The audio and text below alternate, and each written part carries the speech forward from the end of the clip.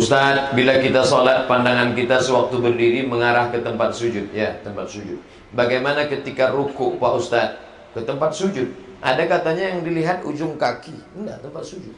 Kalau ujung kaki yang dilihat, iya kalau kaki kita. Kok kaki kawan? Kakinya busuk pula. Busuk kaki kawan ini.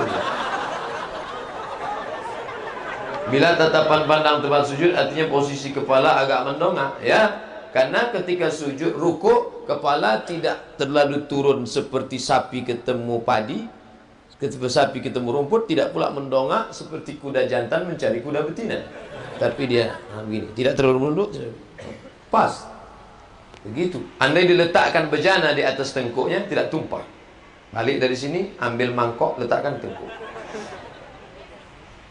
Bila tetap pandangan ke tempat sujud, artinya posisi kepala agak mendongak dengan mata agak melotot. Tidak melotot.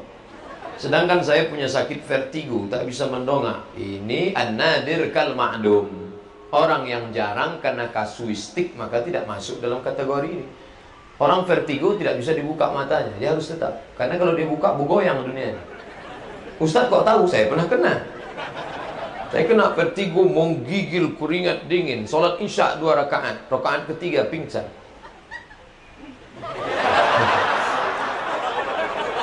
Akhirnya saya pergi ke rumah sakit. Waktu itu belum menikah, masih lajang. Jamaah yang punya rumah sakit. Ustaz Somad, ini kita ke rumah sakit. Ya. Lalu kemudian sampai di rumah sakit, dikasih dokter. Dokternya masih muda, belum nikah, cantik. Setelah keluar, ditanya sama jamaah, gimana Pak Ustaz? Hilang vertigonya. Gempa Pak, saya bilang. Kata dokter, Bapak tidak sakit apa-apa, hanya perlu istirahat tidur 2 bulan di kamar. Gak bisa. Datang kawan, bekam. Di atas kepala 1, di belakang 5. Alhamdulillah sehat. Nah, maka vertigo itu obatnya bekam. Kata kawan terapis bekam, nanti setelah bekam ini datang lagi kemari bulan depan. Sampai sekarang saya nggak datang-datang. Karena nggak ada kumat. Kalau kumat baru datang lagi. Apabila sujud, apa mata kita tetap terbuka, tertutup, atau gimana Pak Ustadz? Sholat itu buka atau tutup? Lihat, ketika Nabi sakit, yang jadi imam Abu Bakar Siddiq. Ketika imamnya Abu Bakar Siddiq, lalu Nabi datang ingin sholat berjamaah. Sahabat menepuk tangan. Mereka tepuk tangan. Mereka ingin ngasih tahu Abu Bakar, itu ada imam datang tuh. Lalu kemudian setelah salam kata Nabi, jangan tepuk tangan. Innamat tasfiqu lin nisa. Tepuk tangan itu bagi perempuan, karena mereka tidak menyebut subhanallah. Adapun kalian kalau mau menyebutkan subhanallah.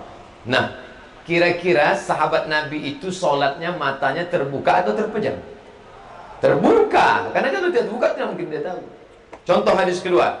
Ketika Nabi sedang sholat, Masjid Nabawi belum pakai keramik, lantainya pasir. Nabi pakai sendal. Lalu Nabi buka sendalnya waktu sedang sholat. Semua sahabat yang di belakang buka sendal.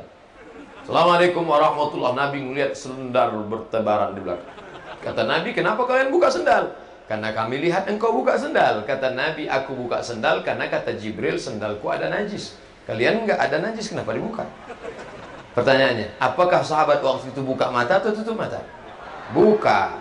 Contoh ketiga, uqtulul aswadaini fi shalah. Bunuhlah 2 yang hitam ketika kau sedang sholat. Allahu Akbar. Bunuh 2 yang hitam. As-su'ban, ular, wal aqrab, kalajengking. Kira-kira mata terbuka apa tertutup? Terbuka. Kalau tertutup mana nampak? Tutup. Tiba-tiba anaconda muncul.